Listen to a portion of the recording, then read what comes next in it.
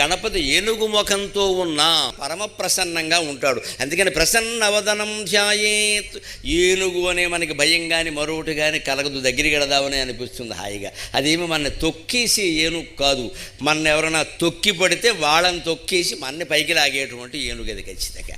నా భక్తుడు సంగతి నేను చూసుకుంటాను రాని ప్రతిజ్ఞ చేసేటువంటి ఏనుగు. ఇది ప్రసన్నవదనం. అంతేకాదు పూజ చేసినా ఏం చేసినా దయచేసి ఒక్కటి గుర్తుపెట్టుకోండి, మనం ప్రసన్నవదనంతో ఉండాలి. ఆ పూజ ప్రసన్నంగా చెయ్యాలి. మనం కోపంతో తాపంతో కక్షతో ఎవడి మీదో ఏదో చేసేద్దాం, వాడికి ఏదో చేసేలా చెయ్యాలని పూజలు చేయకూడదు. రెండోది, అవి ఏమీ లేకపోయినా కొందరు ఎలా ఉంటారంటే ఆందోళన చెందిన మనసుతో పూజ చేస్తారు. మనస్సులో ఏవో పెట్టుకున్న ఆలోచనలు అటువంటి ఉంటే దానికోసమే పొద్దున స్నానం చేయండి, మంచి బట్టలు కట్టుకోండి, అప్పుడు చేయండి, కాస్త తొలగిపోతాయి అటువంటివన్నీ కూడా. మనస్సులోంచి తొలగించుకోవాలి. ఎప్పుడు మన మొహం బాగుంటే పూజ చేసే విధానం కూడా బాగుంటుంది. అప్పుడు కోరికలు కూడా తప్పనిసరిగా ఫలిస్తాయి.